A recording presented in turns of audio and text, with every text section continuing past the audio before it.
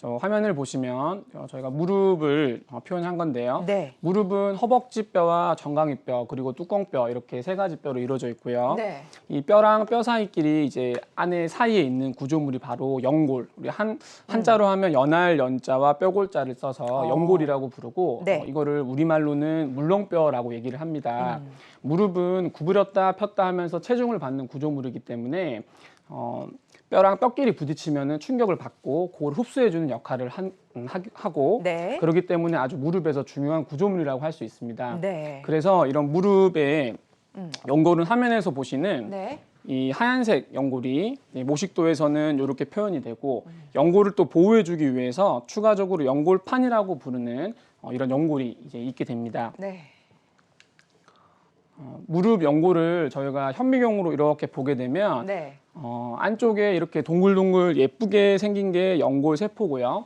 이런 연골 세포가 10% 정도 무릎 연골 내에 존재를 하게 되고 이런 연골 세포들 주변을 둘러싸고 있는 것들이 콜라겐이라든지 프로테오글라이칸 그리고 글리코사민과 같은 네. 우리 많은 분들이 영양제로 드시고 있는 이런 성분들이 고분자 물질입니다. 이런 고분자 물질이 연골 세포를 둘러싸고 있고 나머지 이 고분자 물질의 삼투압에 의해서 많은 물들을 이제 흡수할 수 있게 되는데 세포액, 기질액이라고 부르는 이제 세포액이 이 주변을 싸고 있습니다. 이렇게 연골은 연골 세포가 있고 네. 고분자 물질이 있고 치밀한 구조를 이루면서 동시에 물을 빨아 흡수들여서 탄력적인 구조를 유지를 하고 있습니다. 네. 여기 보시는 화면이 연골을 실제로 찍어 본 건데요. 우리가 그 연골은 딱딱하고 매끄럽기 때문에 보통 유리 연골 또는 초자 연골이라고 얘기를 하고요. 네. 마치 도자기처럼 이렇게 매끈매끈하고 미끄럽습니다. 연골은 신기하게도 얼음보다 얼음의 한 10분의 1 정도 되는 마찰 계수를 가지고 있기 때문에 아주 부드럽게 이제 구부리고 펼 때마다 매끄럽게 이제 진행할 수 있는 그런 특징이 있습니다. 또한 연골은 스펀지처럼 네. 아까 고분자 물질이 있었기 때문에 물을 이렇게 흡수해 주는 그런 기능을 가지고 있고요. 물을 흡수를 하고 난 다음에 이제 체중을 안 실었을 때는 간절액이 이렇게 이제 연골에서 빠져나가고 체중을 또 이제 체중을 안 실었을 때는 간절액을 이렇게 흡수를 하고 네. 체중을 실었을 때는 간절액을 내뿜으면서 무릎 안에서 이렇게 연골에 영양분을 공급해주는 그런 역할을 하게 됩니다. 이런 연골의 두께가 한 3mm 정도, 3, 4mm 정도가 되는데요. 이런 연골이 우리 무릎에 체중을 이제 부담을 이제 하중을 분산시켜준 역할을 하고 네. 우리가 걸을 때는 체중이 한 3, 4배 정도 그리고 계단을 내려갈 때는 체중의 6배 정도 그리고 쪼그려 앉을 때는 체중이 한 9배 정도가 무릎에 실리기 때문에 예. 연골이라는 구조물은 방금 보여드린 것처럼 네. 이런 고분자 물질과 기질액 그리고 이런 특성을 가지기 때문에 우리가 무릎을 많이 쓰더라도 잘 버텨줄 수 있는 겁니다. 네.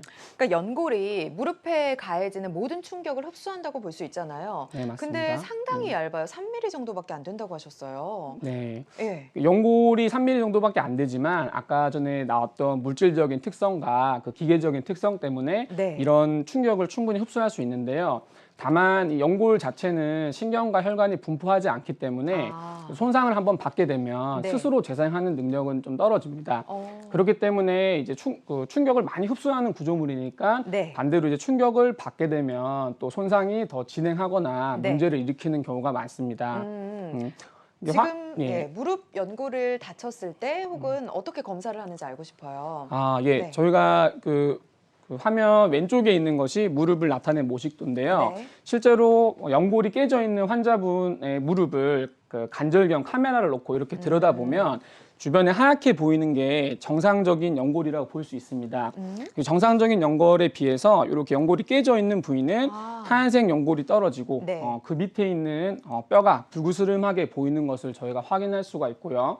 이것을 MRI로 찍어보게 되면 이제 MRI에서는 하얗게 보이는 게 주로 병변이 있는 곳인데요. 정상적인 이제 안쪽 같은 경우에는 연골이 이제 회색으로 보이게 되는데 네. 여기 같은 경우에는 회색 음영의 연골이 깨져 있고 그 부위를 하얀색 간절액이 차 있기 때문에 이렇게 보인다고 말씀을 드리겠습니다. 네. 자, 그럼 이렇게 무릎 연골이 결손됐을 때 어떤 증상이 나타날 수 있을까요? 무릎 연골이 깨지게 되면 앉았다 일어날 때 네. 무릎이 아플 수 있습니다.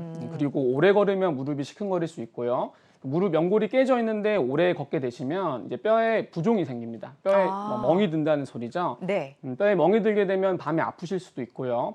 연골이 깨져 있는 조각이 무릎 사이를 이렇게 돌아다니게 되면 갑자기 심한 통증을 느끼시면서 네. 무릎을 힘이 갑자기 빠져버린다거나 아니면 무릎을 구부리고 펼 때 통증을 느끼셔서 뭐 무릎이 이제 구부러졌다가 딱딱 풀면 또 풀리고 그런 그쵸. 식으로 통증을 발생할 수 있습니다. 자, 그러면 이런 증상이 나타났을 때 치료를 받아야 될 것 같은데 어떤 치료를 받을 수 있을까요? 사실 연골 결손이 그 크기가 크지 않고 증상이 심하지 않으시면 네. 보존적인 치료로도 회복이 가능합니다. 네. 약물 치료나 물리 치료를 받으실 수가 있고요. 네. 또는 연골 쪽에 주사 치료로서 재생을 좀 도와준다거나 네. 아니면 무릎을 부드럽게 해주는 연골 주사 같은 치료를 받으실 수 있고, 다만 좀 증상이 기간을 두고 봤을 때도 계속 안 좋으시다거나 증상 자체가 심해서 일상생활 자체가 불가능한 경우에는 수술적 치료까지 하는 경우가 있습니다. 네네, 그렇군요. 자, 근데 연골은 우리가 평생 가져가야 되는 부분이잖아요. 네. 근데 재생이 안 되는 걸로 알고 있어요. 그래서 더 아끼고 소중하게 다뤄야 되는 걸로 알고 있는데 맞을까요? 결론적으로 말씀드리자면 네. 연골은 재생 가능합니다. 다만 스스로 재생이 안 되기 때문에 네. 저희가 이제 수술적인 치료로 재생을 도와줘야 된다고 말씀을 드리고요. 음. 오늘 제가 준비한 것은 무릎 연골 결손 치료에 대해서 수술적인 방법에 대해서 네. 우리 시청자분들한테 전달을 드리고자 정리를 해왔고요. 하나씩 설명드리도록 하겠습니다. 네. 먼저 미세천공술입니다. 아마 많은 분들이 미세천공술을 받아보셨을 것이고, 그리고 미세천공술을 검색해서 찾아보는 분들이 많으신데요. 사실 미세천공술은 1940년도 정도에 이 개념이 정립이 됐고요. 네. 우리가 뼈 밑에 있는 이 골수라는 부위에서 골수에서 이제 조혈모세포나 혈장이나 이런 회복에 좀 좋은 항염증 물질들이 풍부하기 때문에 네. 거기에 있는 이 피를 우리가 연골이 깨져 있는 부위에 이제 올려줄 수 있게 되면 스스로 회복할 수 있지 않을까라는 컨셉에서 시작된 수술이고요. 1990년대쯤 돼서 이게 확실히 정립이 돼서 많이 예. 이제 시행되고 있습니다. 네. 화면을 보시면 이제 수술 방법을 설명을 드리는 건데요. 연골이 깨져 있는 부위가 있고, 네. 이 부위에 이제 우리가 준비를 패드라고 그러거든요. 이렇게 뼈를 연골 하고를 조금 끌어내서 준비를 해놓고 한 2mm짜리 구멍을 뚫어서 골수가 나올 수 있는 만들어 주시면 여기에서 골수가 나와서 그릇 안에 마치 선지가 당기듯이 이렇게 혈장이 차게 되고, 이것이 시간이 지나서 연골과 비슷한 조직으로 바뀌게 되는 수술을 미세천공술이라고 부릅니다. 네. 화면을 보시게 되면 실제 환자 수술 사진이시고요. 예. 연골이 정상인 부분이 하얗고 뼈가 드러난 부위가 있습니다. 이 뼈가 드러난 부위에 우리가 금속정, 2mm짜리 금속정을 가지고 구멍을 이렇게 뽕뽕 뚫어주게 되면 여기 보시면 노란색 조그만 방울이 맺히는 것을 볼 수 있습니다. 네. 이게 우리가 뼈 밑에 있는 골수를 뽑아낸 거고요. 간절의 경우 물을 넣고 하는 수술인데 물을 쭉 빼고 화면을 보게 되면 안에서 이제 피가 같이 나오는 것을 볼 수 있고요. 결국 이 골수와 그 혈액이 같이 섞이면서 여기에 혈전을 형성하게 되면 그 혈전이 시간이 지나서 연골로 변화되는 수술이고, 다만 이 연골 그 미세천공술 같은 경우에는 네. 수술이 참 쉽고 간단하고 본인 무릎 안에 있는 골수를 이용하기 때문에 특별하게 추가적인 다른 시술이 필요하지 않지만, 네. 단점은 사이즈가 큰 경우에는 이런 혈전이 제 위치를 유지하지 못하고 네. 달아나 버립니다. 그래서 2제곱센치 이상 되는 크기에서는 사실 권장드리기는 좀 어려운 수술이고요. 연골이 자라나도 아까 이전 슬라이드에서 보여드렸던 네. 우리 정상적인 유리연골, 초자연골 같은 그런 딱딱하고 질이 좋은 연골이 아니라 제 살과 같은, 이렇게 질긴 살과 같은 섬유 연골이라는 것이 만들어지기 때문에 네. 사실 2년 정도 임상 결과를 봤더니 결과가 조금 좀 떨어진다는 그런 보고가 있습니다. 네네. 이런 것들을 조금 이제 좋은 결과, 좋은 질이 좋은 연골을 만들기 위해 최근에는 콜라겐 주사를 같이 이용을 해서 시술을 하고 있습니다. 네네. 자, 그러면은 조금 더 자연적인 연골에 가까운 것을 사용할 수 없을까라는 고민에 시작된 수술 방법이 이게 모식도인데요. 네. 이 무릎 같은 경우에는 체중이 실리는 부위에 연골이 이제 문제가 있으신데, 그러면은 내 무릎에 좀 쓰지 않는 덜 중요한 부위의 연골을 뽑아서 중요한 부위에 닫혀있는 연골에 심어주면 어떨까라는 개념으로 시작된 수술이고요. 실제로 안 쓰는 부위가 가장자리에 있는 연골들은 체중을 많이 부하받지 않기 때문에 그렇죠. 그쪽의 연골을 뽑아내서 안 좋은 연골과 이렇게 바꿔서 이제 집어넣게 되면 환자분의 증상도 좋아질 뿐더러 체중 실리는 부위에 좋은 연골이 들어가니까 이 결과가 이제 좋은 곳으로 보고가 되어 있습니다. 네. 하지만 보시다시피 그 연골을 뽑아내야 되기 때문에 뽑아낸 부위에 통증이 있을 수가 있고 사이즈가 큰 경우에는 무한정 뽑아낼 수가 없기 때문에 그런 제한점이 있고요. 그리고 그 나이가 고령이시거나 혹은 이미 관절에 염증이 심한 경우에는 이 본인의 연골 또한 사실 정상적인 상태가 아니시기 때문에 50세 이하에서만 시술을 하도록 아, 정말요? 권장을 하고 있습니다. 네네. 네. 다음 사진 또 볼까요? 예. 네. 자, 그러면은 사이즈가 큰 경우에 어떻게 해야 되느냐? 또 이걸 고민을 하던 중에 예. 그러면은 연골을 뽑아서 배양을 해보자, 길러보자. 그렇게 한 것이 바로 자가 무릎 연골 배양 이식술이고요. 네. 동일한 방법으로 연골을 이제 일부 채취를 한 다음에 실험실에서 6에서 8주간 배양을 합니다. 네. 그러면 이제 연골이 어느 정도 양이 만들어지고 그 연골을 가지고 2차적으로 수술방에 들어가서 문제 있는 부분의 사이즈를 재고 네. 여기에다 배양한 연골을 집어넣어 준 다음에 본인의 이제 뼈에 붙어 있는 골막이나 혹은 생체 풀을 가지고 이렇게 붙여줘서 재생을 하는 방법이 자가 무릎 연골 배양 이식술입니다. 네. 하지만 이 수술도 역시 그 2번의 수술을 요하고요. 6에서 8주 배양을 기다리는 기간이 있고 역시나 본인의 무릎 연골을 이용하기 때문에 이미 주변부 무릎 연골이 상태가 안 좋은 경우에는 시술할 수 없는 단점이 있어서 좀 50세 이하의 젊은 분들 중에 무릎 연골이 상대적으로 괜찮은 분한테만 시술할 수 있습니다. 아, 그렇군요. 네. 자, 지금 미세천공술, 그리고 자가연골 이식술, 그리고 자가무릎 연골 배양 이식술에 대해서 이야기를 해주셨습니다. 아무래도 이제 자신의 연골을 이용하는 거다 보니까 거부 반응이 좀 적지 않을까라는 생각이 드는데요. 이 무릎에서 자신의 어떤 무릎에서만 연골을 빼낸다고 볼 수가 있을까요? 다른 데서도 할 수 있지 않을까요? 네, 맞습니다. 그 고령에서는 아무래도 무릎 연골이 안 좋으시기 때문에 네. 연골을 뽑아낼 수 없죠. 그래서 이제 최근에는 자 그러면은 고령에도 불구하고 연골 상태가 좋은 곳이 어디가 있을까 네. 많이 이제 연구를 하던 중에 성형외과나 이비인후과에서는 연골을 이용한 수술을 좀 합니다. 네. 근데 이런 그 성형외과나 이비인후과에 사용한 연골 중에 갈비뼈에 붙어 있는 연골을 사용을 합니다. 우리가 무릎 관절은 많이 이제 많이 쓰게 됩니다. 구부리고 펴고 많이 하시게 되는데 그렇죠. 화면을 보시게 되면 네. 네. 늑연골인가요? 네.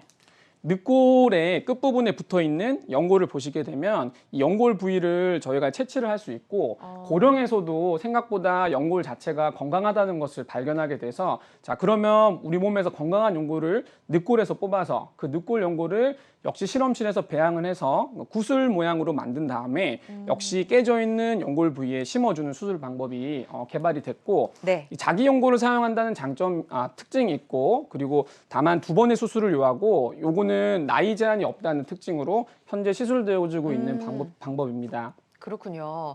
그러면 저 자가 늑연골을 사용하는데 늑골에서 떼어내면 그 부분은 괜찮을까요? 사실 늑골 같은 경우에는 이 연골이 이제 떼어내긴 하지만 실제적으로 기능 자체가 필수적이라고는 볼 수는 없습니다. 그리고 연골을 다 떼어내는 건 아니고요. 네. 저희가 어차피 배양을 할 거기 때문에 일부 필요한 양만 떼어내고 어느 정도를 떼어낼까요? 보통 이게 개인마다 다르긴 하는데요. 네. 2-3cc 정도를 충분히 보고 있긴 한데 조금 고령이신 분 같은 경우에는 혹시나 배양했을 때 조금 질이 안 좋을까 걱정하기 때문에 조금 더 많이 떼기도 합니다. 네. 줄기세포가 많은 분들이 줄기세포에 대해서 들어보셨을 텐데요. 네. 줄기세포는 영어로 이제 스템셀이라고 부르는데 나무 줄기에 비유하자면 나무 줄기 끝부분에서 싹이 나고 그 싹이 잎이나 뭐 꽃이나 열매로 이제 변화하는 것처럼 줄기세포 자체는 자기가 스스로 복제할 수 있는 능력이 있고 우리 몸에서 어느 장기에 이제 결손된 부위가 있다거나 손상된 세포가 있으면 네. 그 세포로 이제 분화하는 능력이 있습니다. 그래서 줄기세포는 이제 뼈나 그리고 근육 그리고 연골 같은 조직으로 변화될 수 있고 네. 이런 줄기세포를 이용해서 치료하는 것이 생각보다 많은 기간 연구가 돼서 실제로 사용되고 있습니다. 그 줄기세포 치료를 통해서 골관절염에 사용하는 이제 치료법들이 지금 진행되고 있는데요. 네. 우리 몸에서 줄기세포를 처음으로 발견한 거는 이제 1960년대에 그 백혈병 환자분들에 있어서 골수를 이용해서 백혈병을 치료할 수 있다는 걸 알게 됐고, 네. 거긴 조혈모세포, 우리 혈액 속에 있는 뭐 백혈구, 적혈구, 혈장 같은 그런 혈구들로 변하는 그런 조혈모세포를 발견하게 됐고, 네. 추가적으로 우리 뼈와 근육 그리고 연골로 변하는 줄기세포는 조금 더 성질이 다릅니다. 중간엽세포라고 부르는데요. 예. 그 골수에도 중간엽 세포가 있다는 것을 알게 됐습니다. 그래서 골수에서 화면에 보시는 것처럼 골수에서 골수를 채취한 다음에 그것을 처음에는 이제 분리를 했습니다. 원심 분리를 통해서 줄기세포를 획득을 한 다음에 그걸 바로 무릎에 넣어주는 시술을 시작을 했었고, 네. 역시 요즘에는 또 배양까지 해서 시술을 하고 있고, 다만 이 시술은 아직까지 그 입증된 결과가 확실히 보고되기 전이기 때문에 아직 제한적 의료 기술로 사용되고 있다고 말씀드리겠습니다. 네. 자, 그러면은 줄기세포가 다른 곳에는 없느냐? 많이 사용하는 그 소스 중에 하나가 지방을 들 수 있는데요. 네. 지방에서도 줄기세포가 있습니다. 네. 그 엉덩이나 복부에서 지방세포를 뽑아서 거기에 있는 줄기세포를 역시 배양을 해서 본인 무릎에 넣어주는 수술을 시행하고 있고요. 줄기세포 배양 같은 경우에도 수술을 2번 필요하다는 이런 특징이 있고, 나이 제한이 없는 특징이 있습니다. 네. 마지막으로 아까 보여드렸던 가장 이제 많이 사용하는 것들에 대해서 제가 정리를 하고 있는데요. 네. 줄기세포를 우리 몸에서 골수와 지방에서 채취를 할 수 있었지만, 줄기세포도 나이가 들수록 분화 능력이 떨어집니다. 그래서 그러면은 이제 조금 더 신선하고 분화 능력이 뛰어난 줄기세포를 어디서 얻을 수 있을까라고 고민을 하다가, 사실 이제 정자와 난자가 만나서 이제 수정란이 되고, 수정란이 배반포가 돼서 여기에 있는 줄기세포들이 이제 각각 장기로 변해서 아기가 이제 만들어지는 건데, 네. 이런 배아줄기세포는 윤리적 문제가 있기 때문에 네. 성체줄기세포를 보통 이용하게 되고, 그럼 성체 중에서 가장 이제 신선하고 분화 능력이 뛰어난 줄기세포는 무엇일까라고 고민을 하던 중에 네. 우리가 산모가 출산을 하게 되면 태반과 탯줄이 이제 나옵니다. 네. 그 탯줄이 바로 이제 산모와 태아를 연결시켜주는 그런 통로라 볼 수 있는데요. 거기에 있는 혈액에서 줄기세포를 채취할 수 있다는 것을 발견하게 되었고, 그 탯줄의 혈액을 저희가 제대혈이라고 부르는데, 네. 그 제대혈을 통해서 줄기세포를 찾아내고 줄기세포를 배양해서 그것을 이식하는 수술이 개발돼서 사용되고 있습니다. 네. 그리고 제대혈 같은 경우에는 이전에 설명드렸던 다른 줄기세포의 기원과 달리 노화가 없어서 분화 능력이 뛰어나고, 그리고 산모와 태아를 연결시켜주는 탯줄에 있기 때문에 네. 역시 면역 이상 반응이 적고 비교적 안전하며, 그 본인의 그 줄기세포를 채취하는 그런 시술이 필요 없고, 그리고 그 채취하는 것도 상대적으로 탯줄에서 혈액을 채취하는 거기 때문에 쉽다는 그런 특징을 가지고 있습니다. 그렇군요. 자, 줄기세포 치료 중에서 이 제대혈을 이용하는 방법이 안전해 보이는데요. 자, 제대혈 줄기세포 이식술에 대해서 조금 더 자세히 알아보도록 하겠습니다. 원장님 얘기해 주시죠. 예. 네. 자, 그러면 제대혈 줄기세포를 어떻게 환자에게 적용을 하느냐, 사진을 보시면 먼저 제일 왼쪽에 보시는 사진에서 연골이 많이 깎여져 있는 걸 볼 수가 있고요. 네. 연골 깎여져 있는 부분을 저희가 긁어내서 주변에 건강한 연골만 남긴 다음에 4mm 정도 되는 구멍을 몇 군데 뚫어줍니다. 이 구멍을 뚫어주는 이유가, 처음에 정형외과에서 연골 재생술에 대해서 시작된 게 아까 미세천공술을 말씀드렸죠. 네. 미세천공술을 통해서 그쪽에서 나오는 골수를 같이 이용하는 목적도 있고, 저희가 줄기세포 치료를 하다 보면 네. 이 줄기세포가 얼마나 저 자리에 있을 것이냐라는 게 이제 중요한 이제 이슈인데요. 네. 그것을 이제 최대한 많은 줄기세포가 저 위치에 존재할 수 있게 하기 위해서 4mm 정도 되는 이제 구멍을 뚫어주게 되고, 그 구멍 속에 줄기세포를 채워놓고, 그리고 표면적에 또 줄기세포를 발라준 다음에 네. 수술을 진행하게 됩니다. 그래서 이렇게 제대혈 줄기세포 이식술을 시행하는 경우에는 이 타가 줄기세포, 이제 내 몸에 있는 줄기세포가 아닌 다른 줄기세포를 사용하기 때문에 그렇죠. 수술을 이제 한 번만 하게 되는 특징이 있고, 나이 제한이 없습니다. 이전에 봤던 수술 같은 경우에는 연골 상태가 안 좋거나 줄기세포 상태가 안 좋을 수 있지만, 제대혈에 있는 줄기세포는 나이 제한이 없기 때문에 이런 특징을 가지고 있습니다. 네네. 자, 다음 사진 볼까요? 네. 자, 그럼 제대혈 줄기세포 치료는 어디까지 진행이 되었느냐? 네. 사실 이 제대혈 줄기세포 치료는 2007년부터 연구가 이제 진행이 됐었고요. 2012년도에 식약처 허가를 받아서 실제로 상용화돼서 사용되고 있습니다. 그리고 2017년도에는 줄기세포를 이용한 재생치료로 골 관절염 환자에서 연골 재생 효과가 탁월했고, 그리고 7년까지 안정성과 그 효과가 유지되고 있었다는 논문이 이제 해외 학술지에 실리게 됐고, 그 이후로도 꾸준하게 논문이 나오면서 해외에서도 인정받고 국내에서도 수술을 많이 진행되고 있는 상태십니다. 따라서 저희가 이제 2017년도에 7년이니까 2021년이면 거의 10년 정도 더 지난 환자분들이 현재 수술을 많이 받으신 분들이 있다라고 보시면 되겠습니다. 네. 줄기세포 이식할 수 있는 부위에 구멍을 뚫어주고 그 안에 이제 줄기세포를 심어주는 방식이기 때문에 네. 초창기에는 절개를 했습니다. 아. 절개가 여기 사진 왼쪽에 보시는 것처럼 네. 한 5에서 7cm 정도를 절개를 해서 네. 그 관절 연골이 깨져 있는 부위를 노출을 하고 그 부위에 구멍을 뚫어주고 완전히 말린 다음에 거기에 줄기세포를 이식해주는 수술을 했고요. 네. 근데 요즘에는 이제 그 관절경 술기 기술이 발달하다 보니 관절경으로 시술을 하게 됐고 아. 비절개 관절경 수술로 오른쪽에 보시는 것처럼 이제 구멍 두세 개만 뚫어서 대략 한 5mm, 7mm 정도의 구멍 두세 개만으로도 절개 수술과 오히려 더 좋은 시야를 확보할 수 있고 그리고 환자분들이 조금 더 이제 재활 기간을 짧게 만들고 상처, 흉터가 적어지게 되는 그런 장점이 있습니다. 네. 비절개 줄기세포 이식술을 할 수 있는 배경에는 저희가 관절경 수술의 어떤 이제 술기가 조금 개발이 되면서 말씀을 드릴 수 있겠고요.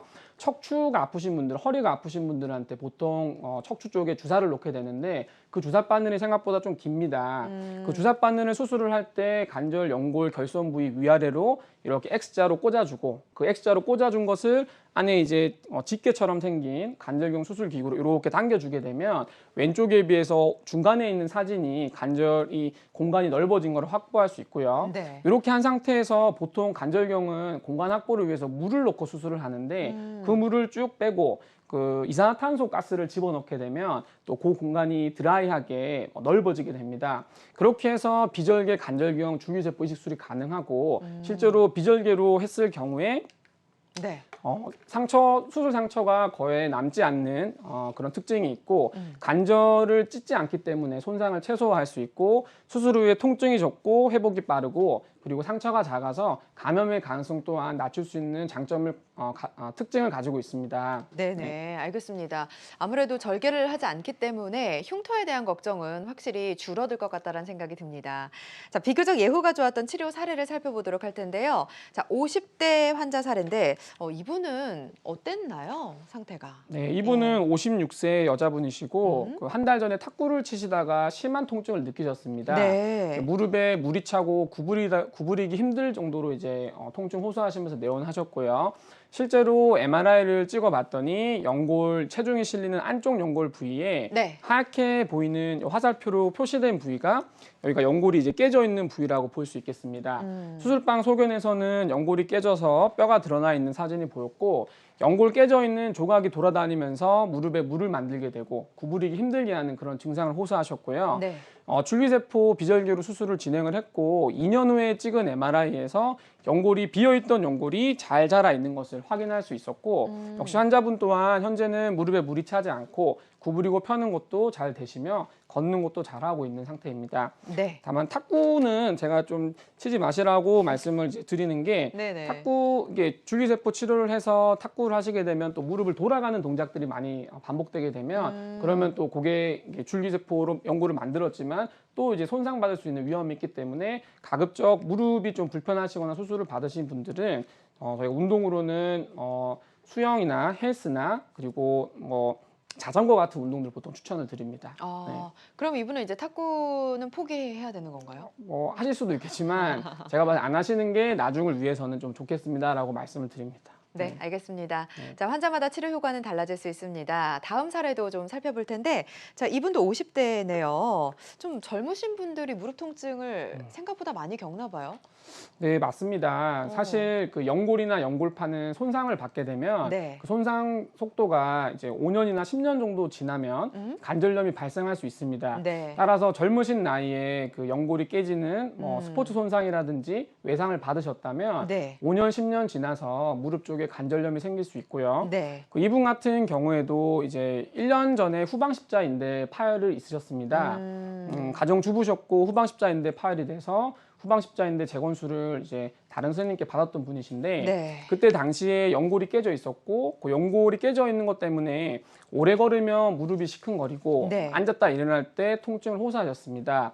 그래서 이제 그 관절경으로 들어가 봤을 때 체중이 실리는 안쪽 대퇴골 안쪽에 연골이 깨져 있는 걸 확인할 수 있었고 그리고 앉았다 일어날 때 쓰는 뚜껑뼈 연골 쪽에 또 네. 역시 연골이 깨진 것을 확인할 수 있어서 여기에 대해서 그 비절개 줄기세포 치료를 시행을 했고 수술 후 5개월째 시행한 관절경에서 역시 연골이 잘 자라 있고 환자분도 지금 1년 정도 지나셨는데 1시간 이상 잘 걸으시고 특별한 문제 없이 잘 지내고 계십니다. 아, 정말 다행이네요. 예. 다만 이제 제가 봤을 때는 무릎 연골 수술이 어느 게 특정한 게 좋다라고 말씀드릴 수는 없습니다.